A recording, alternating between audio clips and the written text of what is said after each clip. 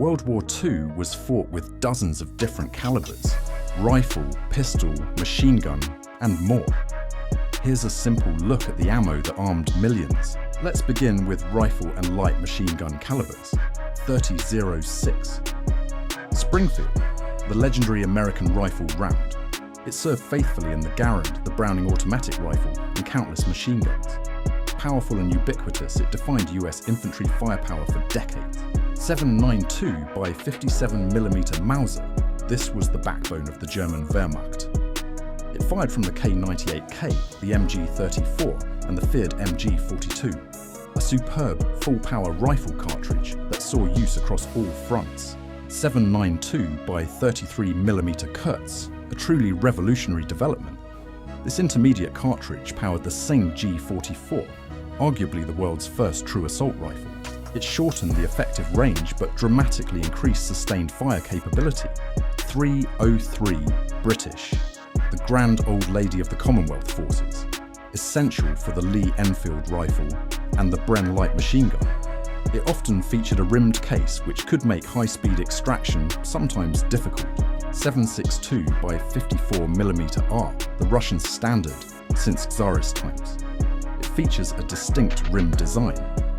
This powerful round drove the Mosin-Nagant rifle and the DP light machine gun, remaining in service long after the war. 7.5 by 54mm French, developed in the interwar period to replace the older Lebel round. It was the standard French rifle and machine gun cartridge used by both Free and Vichy forces during the conflict. 7.7 by 58mm Arisaka, the primary full-power round of Imperial Japan late in the war. It was intended to replace the smaller 6.5mm round. It offered excellent ballistics, comparable to the British 303, 6.5 by 50mm Arisaka. This smaller Japanese round was used extensively early in the conflict. Known for its mild recoil and good penetration, it was a very effective infantry cartridge, especially for jungle fighting. 6.5 by 52mm Carcano, the principal Italian rifle cartridge. It was generally considered somewhat underpowered compared to its contemporaries, used primarily in the classic Italian Carcano rifles. Up next, 7.35 by 51mm Carcano. Italy attempted to modernize by adopting this round just before the war. However, they lacked the production capacity, forcing them to revert back to the older 6.5mm caliber almost immediately. 6.5 by 55mm Swedish, an outstanding and highly accurate caliber. While Sweden remained neutral, this round was used in exceptional Swedish M96 Mausers, renowned globally for their quality and precision. 8 by 59mm R. Breda, a unique, powerful Italian heavy machine gun cartridge. It was designed specifically for long-range suppression fire, mostly used in vehicle-mounted and anti-aircraft roles. 7 by 57mm Mauser, though mostly superseded. This older German design saw limited use across various theatres, particularly in older weapons supplied to Axis allies or reserve units like the Spanish forces. 7.65 by 53mm Mauser, a widely adopted round, used by various South American and European armies, including Belgium and Turkey, who retained older Mauser rifles during the war. Then, 8 by 50mm R. Lebel, the outdated rimmed French infantry round from the First World War.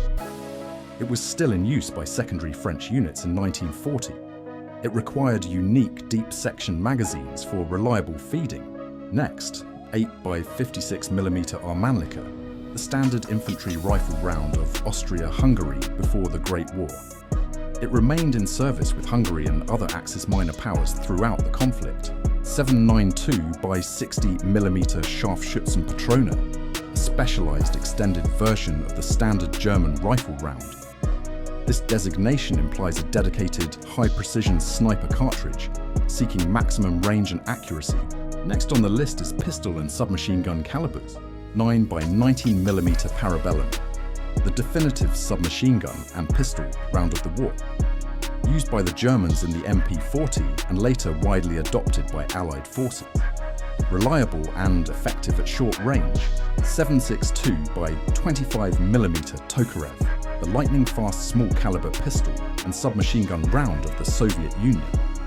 Known for its high velocity and impressive penetration, especially from the PPS H-41, 45 ACP, the signature American pistol and submachine gun caliber, heavy and slow, it prioritized stopping power over penetration, the heart of the Thompson and the M1911 pistol. Next, 380-200, the official service revolver cartridge of the British military, used in the WWII Mark IV revolver. The heavier bullet offered significant stopping power at close quarters, 8x22mm Nambu, the official Japanese pistol cartridge. It was generally considered underpowered and unreliable compared to the 9mm or 7.62mm Tokarev rounds. 9x19mm Glisenti, an Italian variant of the 9mm Parabellum. It was often underloaded compared to the German version, used mainly in the Beretta 1915 pistol and certain submachine guns. Now this is the 7.65x21mm Parabellum. This round was the original cartridge for the famed Luger P08 pistol. While later replaced by the 9mm, it still saw substantial use early in the war, especially in Switzerland. 7.65x17mm Browning, a common European civilian and police cartridge, also known as 3.2 ACP. It was widely used in smaller sidearms by officers and second-line troops across many nations. 7.65x20mm long, the primary French submachine gun and pistol round. It offered excellent accuracy but lacked the stopping power of the larger 9mm Parabellum caliber. Then 7.63x25mm Mauser, an extremely high-velocity pistol cartridge, famous for use in the Mauser C96 broom-handled pistol. It strongly influenced the Soviet 7.62mm Tokarev design. 4.55 WWII, the powerful large-bore revolver cartridge. Although officially superseded by the .380/200, stockpiles of this classic British round saw use throughout the conflict. Now this is the .38 Long Colt. This older American revolver round was often still found in limited use, particularly in police or secondary support units, as stocks were drawn upon heavily in wartime. 9x23mm Largo, the standard service cartridge for Spain. Although Spain was officially neutral, this caliber saw use in the reliable Spanish Astra pistols that were often imported or sold internationally. 11.35mm Nagant, a very unusual sealed revolver round used by the Russians. When fired, the case expands to seal the gap between the cylinder and the barrel, increasing muzzle velocity. Next, 11mm French ordnance, an obsolete black powder revolver cartridge from the 19th century. Its usage was likely limited to reserve or colonial forces using ancient sidearms. Now let's look at carbine and intermediate calibers. 30 carbine, a dedicated intermediate round for the American M1 carbine. It offered significantly more range and power than a pistol, but far less recoil than a full-power rifle round. 7.92x36mm EPK, a highly experimental German cartridge. This was part of the early research into intermediate rounds, testing ballistic concepts that eventually led to the successful Kurtz cartridge. 7.65x38mm Livens, another experimental, early intermediate round, likely a German or Axis design, focused on exploring the effectiveness of reduced power assault rifle concepts before mass production began. Continuing with heavy machine gun and anti-tank rifle calibers, 50 BMG, the undisputed king of Allied heavy machine gun rounds. Used in the Browning M2, it was devastating against infantry, light vehicles and low-flying aircraft. 12.7x108mm, the Soviet counterpart to the .50 BMG. This heavy machine gun round provided immense stopping power and armor penetration from weapons like the DSHK. 12.7x81mm Vickers, a British heavy machine gun round designed specifically for aircraft use. Fitted primarily to the Vickers K&VGO machine guns used extensively in the air war, 12.7x81mm SR Breda, the standard Italian heavy machine gun round. It was notably smaller and less powerful than the American or Soviet equivalents, limiting its effectiveness against heavier armor.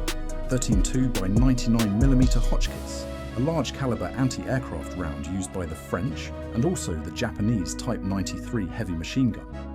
It was highly effective against unarmoured targets. 13 by 64mm B, an unusual short and very heavy caliber round. This likely saw service in specific aircraft installations or early prototype heavy weapons demanding high impact energy. 14.5 by 114mm, an absolutely enormous Soviet anti-tank rifle round, used in the PTRD and PTRS anti-tank rifles. It could penetrate significant armor plate at short range. 15 by 96mm MG-151, the standard German cannon round for aircraft installation, especially in the feared ME-109 and FW-190 fighters. It was highly explosive and destructive against enemy planes. 15 by 104mm, likely an experimental or prototype high-velocity cannon round, possibly designed for heavy anti-tank applications or specialized aircraft guns seeking extended range. Let's move on to autocannon and aircraft calibers. 20 by 82mm, the primary caliber for the feared German MG-151 and Mk-108 aircraft cannons. It delivered a huge punch in a relatively compact size perfect for fighter jets. 20 by 72mm Solothurn, a specialized, often semi-automatic anti-tank gun round produced by Switzerland, widely adopted by Italy, and reserve axis units seeking light armoured vehicle defence. 20 by 110mm. This designation often points to a high-velocity British or American anti-aircraft or anti-tank cannon round, designed for maximising long-range impact and penetration. 20mm Hispano-Suiza, the most widely used Allied aircraft cannon caliber. It equipped Spitfires, Typhoons, and P-38 Lightnings, delivering truly devastating firepower against German aircraft. 20mm Oerlikon, a Swiss design famous worldwide for its effective anti-aircraft capability, particularly for naval defense against dive bombers and low-flying attackers. 20mm Shevak, the standard, high-velocity Soviet aircraft cannon round. Used in the Yak and large EG fighters, it was critical for Soviet air-to-air combat effectiveness. The next one, 20mm Type 99, primary Imperial Japanese Navy aircraft cannon round. It was highly explosive, often using thin-walled shells filled with high-capacity explosive material, making it extremely effective against Allied planes.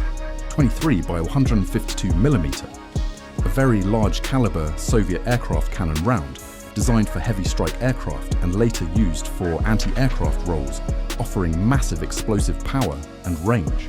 30 by 173mm Mark 108, the German Schräger Musik round. This enormous low-velocity, high-explosive round was specifically designed to destroy heavy Allied bombers from below with great efficiency. 37 by 198mm M4, the primary American anti-tank gun round. It was highly effective early in the war, but rapidly became obsolete against heavier German tanks like the Panzer IV. Now this is the 37 by 263mm B, a common anti-aircraft round, often associated with early German flak cannons. It offered a high rate of fire and good ceiling penetration for intercepting bombers. Now let's look at shotgun calibers. 12 gauge, used extensively in trench warfare, especially by US Marine Corps and Army combat engineers. It was highly effective for close quarters fighting and clearing obstacles in the jungle. Finally, we have other large calibers. 25mm Hotchkiss, a French anti-tank gun caliber used in the early stages of the war. It was compact, but quickly overwhelmed by the armour of the Panzer III and the new German designs. 37mm, a ubiquitous light cannon caliber, used by nearly all combatants early on, primarily in towed anti-tank guns and light tank armament before bigger guns were needed. 45mm, the primary Soviet light anti-tank caliber. Reliable and mass-produced, it served as the Russian infantry's main defense against German armor early in the war. 47mm, a common cannon caliber used by Italy and the US, often found in light tank roles. Italy used the excellent 47mm 62 gun extensively in North Africa. Up next, 50mm, the primary caliber for the German Panzer III medium tank in its earlier versions. It delivered reasonable armour penetration, but was eventually replaced by longer barrels and larger guns. 57mm, known to the British as the 6-pounder and the Americans as the M1 anti-tank gun.